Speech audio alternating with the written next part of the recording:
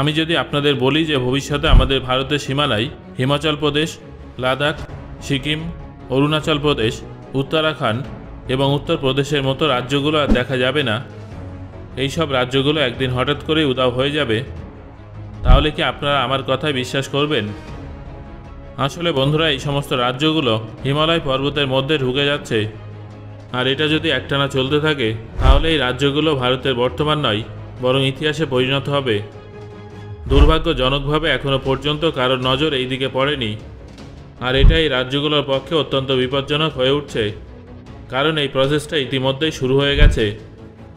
আপনারা অনেকেই জানেন যে ভারতে ভূমিকম্পের সংখ্যা ক্রমাগত বেড়েই চলেছে, তবে এর পেছনে কী কারণ আছে সেটা সম্প্রতি প্রকাশ করা হয়েছে। বিজ্ঞানীদের সাম্প্রতিক গবেষণায় এটা উঠে এসেছে যে তিব্বতের নিচে ভারতীয় টেকটনিক প্লেটে ফাটল ধরেছে, কিন্তু ইউরেশিয়ান প্লেট উপরে উঠে যাচ্ছে এবং সেটা প্রসারিত হচ্ছে, যার ফলে হিমালয় পর্বতের উচ্চতা বাড়ছে।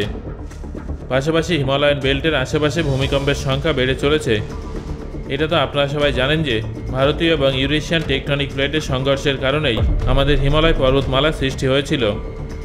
আন্তর্জাতিক বিজ্ঞানীদের একটা গোষ্ঠী ডিসেম্বর মাসে অনুষ্ঠিত আমেরিকান জিওফিজিক্যাল ইউনিয়ন কনফারেন্সে জানিয়েছিলেন যে ভারতীয় টেকটনিক প্লেট ডেলিমিটেশনের প্রক্রিয়ার দ্বারা এগিয়ে যাচ্ছে, অর্থাৎ দুটো ভাগে ভাগ হয়ে যাচ্ছে। এই টেকটনিক প্লেট আসলে কি, চলুন সেটা জেনে নেওয়া যাক। পৃথিবীর বাইরের আবরণ বড় বড় টুকরো দ্বারা তৈরি, যেটাকে টেকটনিক বা লিথোস্ফিয়ারিক প্লেট বলা হয়। এই টেকটনিক প্লেটগুলো একে অপরের সঙ্গে জুড়ে থাকে, যেটা পৃথিবীর ক্রাস্ট এবং কোরের মাঝের স্তর ম্যান্টেল বা গুরুমণ্ডলে ভেসে থাকে। এখন ভারতীয় প্লেটের নিচের অংশ একটানা ম্যান্টেলের মধ্যে ঢুকে যাচ্ছে, আর এই প্রক্রিয়াটা তিব্বতের নিচে ঘটে চলেছে। এই বিষয়ে গবেষণা করার জন্য বিজ্ঞানীরা ভারতীয় এবং ইউরেশিয়ান প্লেটের সংঘাতময় স্থানে ভূকম্পীয় তরঙ্গ পাঠায়। তারপর সেখান থেকে পাওয়া ডেটা নিয়ে স্টাডি করার পর জানা যায় যে ভারতীয় প্লেটে ফাটল ধরেছে। প্লেটের উপরি অংশে বড় বড় ফাটল তৈরি হয়েছে, যেটা 100 থেকে 200 কিলোমিটারের মাঝামাঝি বিস্তৃত।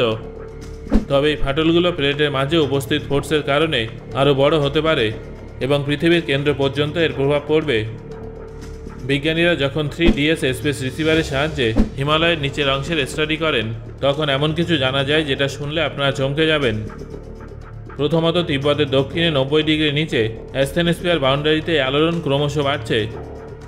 দ্বিতীয়ত, পূর্ব দিকে ভারতের নিচে ম্যান্টেলের আশেপাশে মাধ্যাকর্ষণের প্রভাবে উপরের অংশটা বিভক্ত হয়ে যাচ্ছে। সব মিলিয়ে এটাই বলা যায় যে ভারতীয় টেকটনিক প্লেট আরও দ্রুত গতিতে ভেঙে যাচ্ছে। ভারতের হিমাচল প্রদেশ, লাদাখ, সিকিম, উত্তরাখণ্ড এবং উত্তরপ্রদেশের মতো রাজ্যগুলোতে এর ভয়াবহ পরিণতি দেখা যাবে। তবে আলোড়নটা শুধুমাত্র যে ভারতে দেখা যাচ্ছে তা কিন্তু নয়। ভারত ছাড়া আফ্রিকাও দুটো ভাগে বিভক্ত হয়ে যাচ্ছে।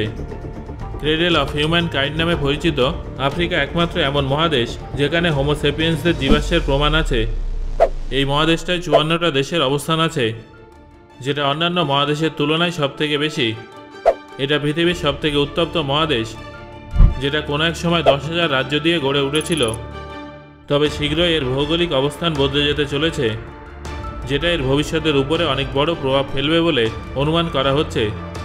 কারণ পৃথিবীর দ্বিতীয় সবথেকে বড় মহাদেশ আফ্রিকা খুব তাড়াতাড়ি দুটো ভাগে বিভক্ত হয়ে যাবে। মনে করা হচ্ছে যে ভবিষ্যতে একটা নতুন মহাসাগরের উৎপত্তির কারণে আফ্রিকা দুটো ভাগে ভাগ হতে চলেছে। গবেষকদের মতে আফ্রিকা মহাদেশের দুটো প্রধান অংশ বিচ্ছিন্ন হয়ে যাচ্ছে, ফলস্বরূপ একটা নতুন মহাসাগর সৃষ্টি হতে পারে। এটা ইস্ট আফ্রিকান দ্বীপ নামে পরিচিত, যেটা লোহিত সাগর থেকে মোজাম্বিক পর্যন্ত প্রায় 3,500 কিলোমিটার দীর্ঘ। পূর্ব আফ্রিকায় সোমালিয়ান টেকটনিক প্লেট পূর্ব দিকে এগিয়ে যাচ্ছে, যার ফলে এটা বড় এবং পুরনো নিউবিয়ান টেকটনিক প্লেটের থেকে ক্রমশ আলাদা হয়ে যাচ্ছে। অন্যদিকে সোমালিয়ান এবং নিউবিয়ান প্লেটও উত্তরে আরাবিয়ান প্লেটের থেকে দূরে সরে যাচ্ছে। এই প্লেটগুলো ইথিওপিয়ার দূরবর্তী এলাকায় গিয়ে জুড়ে যায়, যার ফলে ওয়াই আকৃতির রিপ সিস্টেম তৈরি হয়। 2005 সালে ইথিওপিয়ার মরুভূমিতে 35 মাইল দীর্ঘ ইস্ট আফ্রিকান রিফটের উৎপত্তি একটা নতুন ওয়াটার বডি সৃষ্টি হওয়ার সম্ভাবনাকে প্রকাশ করেছিল। সমুদ্রের নিচে হওয়া টেকটনিক প্রসেসের কারণে এই ফাটলটা তৈরি হয়েছিল।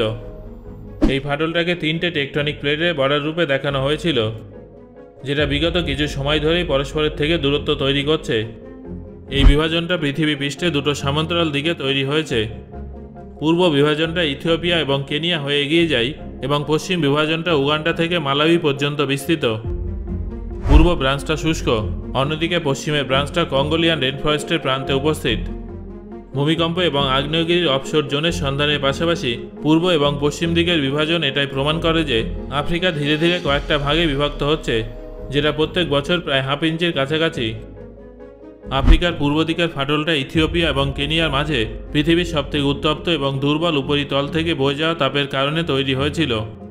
এই উত্তাপের কারণে উপরের ক্রাস্টের বিস্তার হয় আর সেটা প্রসারিত হতে থাকে, যার ফলে ব্রিটেল কন্টিনেন্টাল রকে টান লাগে। ফলস্বরূপ হাই ভলকানিক অ্যাক্টিভিটি হয় এবং সেখানে পরবর্তী সময়ে আফ্রিকার সবথেকে উচ্চতম পর্বতশৃঙ্গ মাউন্ট কিলিমাঞ্জারোর উৎপত্তি হয়েছিল। যদি আফ্রিকা সত্যি ভেঙে যায় তাহলে এটা কিভাবে সম্ভব হবে তার বিকল্প পদ্ধতি খুঁজে বার করা হয়েছে। সাধারণ সিনারি অনুযায়ী সোমালিয়ান প্লেটের বেশিরভাগ অংশ আফ্রিকান মহাদেশের অবশিষ্ট অংশ থেকে আলাদা হয়ে যাচ্ছে, যার মাঝে সমুদ্র তৈরি হচ্ছে। এইভাবে একটা নতুন ভূভাগে Somalia, Eritrea, Djibouti, Ethiopia, Kenya, Tanzania এবং মোজাম্বিকের কিছু পশ্চিমী অংশ অন্তর্ভুক্ত থাকতে পারে। দ্বিতীয় সিনারিও অনুযায়ী তানজানিয়া এবং মোজাম্বিকের পূর্ব অংশ আলাদা হয়ে যাচ্ছে। কিন্তু যদি আফ্রিকা মহাদেশ বিভক্ত না হয় তাহলে আগামী কয়েক মিলিয়ন বছরে একটা নতুন সোমালি প্লেট তৈরি করার জন্য ইথিওপিয়া এবং কেনিয়ার মধ্যে বিভাজন তৈরি হতে পারে। কিন্তু তখনও আফ্রিকা দুভাগে বিভক্ত হবে না। বিভাজন সৃষ্টিকারী ভূতাত্ত্বিক শক্তিগুলো সোমালিয়ান এবং নিউবিয়ান প্লেটকে সরানোর জন্য ভীষণ ধীরগতির প্রমাণিত হতে পারে। সুতরাং বন্ধুরা, এইভাবেই যদি আফ্রিকান প্লেটের মধ্যে দোলাচল চলতে থাকে এবং হিমালয় পর্বতের নিচে প্লেটের মধ্যে দোলাচল চলতে থাকে তাহলে আগত ভবিষ্যতে পৃথিবীর ম্যাপ কিছুটা হলেও বদলে যাবে।